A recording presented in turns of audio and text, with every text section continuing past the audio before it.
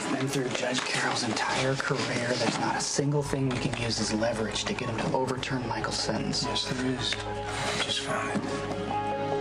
Hey, what do you got for me? Hey, Dante may have found proof that Judge Carroll was compromised. 20-year-old daughter, early in Judge Carroll's career, of a wealthy, connected family. The father developed a lot of waterfront properties on Bayside, Long Island. A little rich girl decides to take a walk on the wild side, starts smuggling drugs with her deadbeat boyfriend, becomes an accessory to murder. And the record says that Judge Carroll overturned the verdict, made the whole thing go away. Well, if anyone's got the means to bribe a judge, it would be Daddy Warbucks. So what can you do with it? I'm willing to show this to Judge Carroll. Let him know that if he cuts Michael Corinthos a break, it never has to see the light of day. You'd risk it? Yeah. Michael got sent to prison because the adults in his life tried to game the system, and it pisses me off that they used me to do it. So yeah, I don't mind doing a little dirty work if it's for Michael's benefit. But I'm going to need something more concrete if I'm going to accuse a sitting judge. So get some proof to back it up, and we're in business. Proof. I mean, she almost makes it sound like it's going to be easy.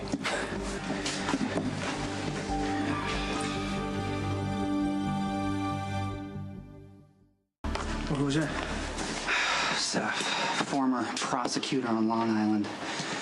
Turns out the rich daughter was coerced by her boyfriend. He threatened to kill her entire family. So it didn't come out until after the trial because the girl was too scared to testify. A corroborating witness came forward. The verdict was set aside. Judge Carroll made an ethical decision. Well, There's nothing for us to use against this guy. That's great. I mean, where were his ethics when he shipped my brother off to bed to build a bullseye on his back? I'm not saying I wasn't wrong. I'm just saying he's not dirty. Michael saved 2 lives. Okay, I mean, did he even take that into consideration? No, did he even let that register when he put him in Pendivo with a bullseye on his back? He's the kid named Corinthos, okay? He's a target. Now, the Honorable Peter Carroll, he's squeaky clean. We have nothing from his background to convince him to change his mind. At least nothing legitimate. Look, man, I went strictly by the book when I brought Michael in. That didn't turn out so well, did it? What are you suggesting, that I fabricate evidence to squeeze a judge? How desperate are you to get Michael released?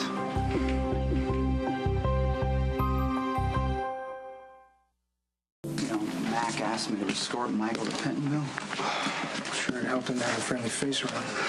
Yeah, well, I had to shackle Michael. I had to watch him say goodbye to his mother, his brother and sister, his cousin. I don't know, man. Maybe it's like my old man says, do you want legal or do you want fair? Would you fabricate evidence against the judge to get Michael's sentence overturned? Would you?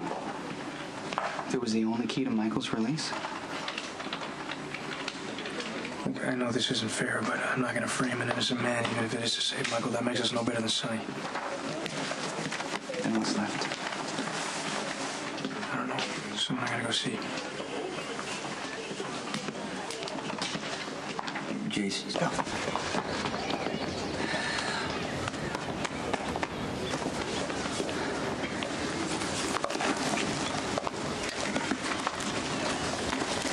You all right? Yeah. Hey, detective. Yeah, of course I'm fine. That's a lie. Actually, I'm not okay at all. I don't think I will be for the next few months. I mean, maybe a couple of years, but they never really know for these things for sure, I guess. Are they yours? Yeah. Yeah, they're mine. Cam's the older one, and Jake's the little guy. They're pretty freaking adorable. Little one with the blonde hair. I want one. Just like that.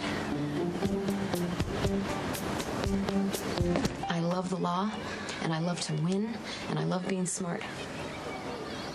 I really do. And I know it sounds arrogant, but it's the truth.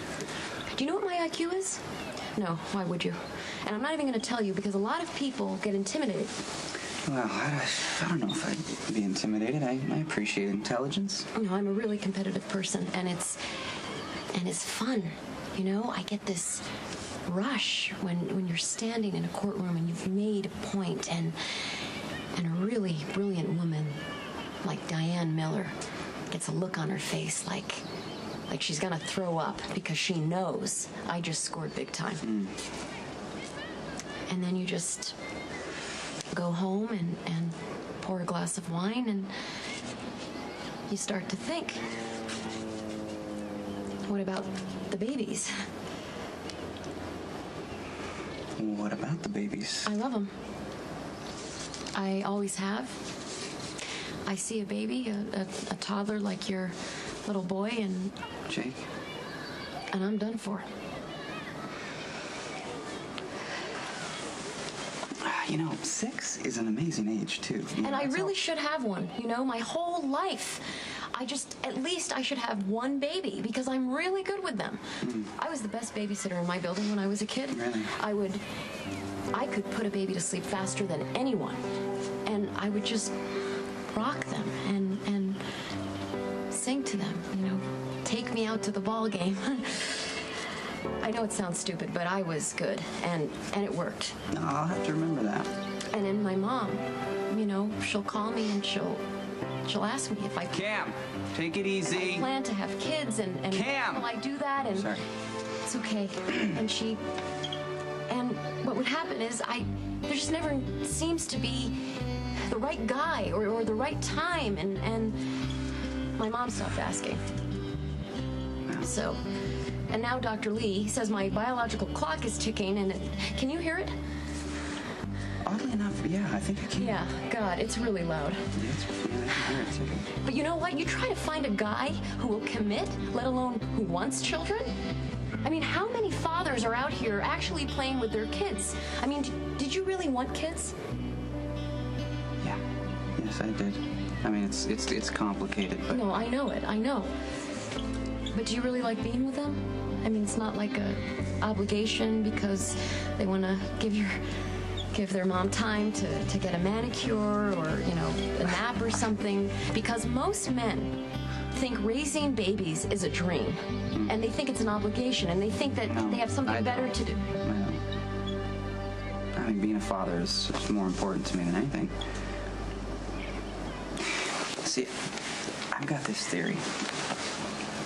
When we're older and we're looking back on our lives, all the stuff that we put so much energy into, like all of our professional accomplishments, are just not going to seem as important as they do now. You know? Like how many arrests I made, or whether or not I became a person of influence in the community. None of that's going to matter. But did I love my children? You know, did I spend time with them? Did I really invest myself in their lives? And the only thing that's going to matter, really, is the relationships with the people we love. All that other stuff, as rewarding as it is, it's just going to seem like dust in comparison. My God. Are there any more like you at home?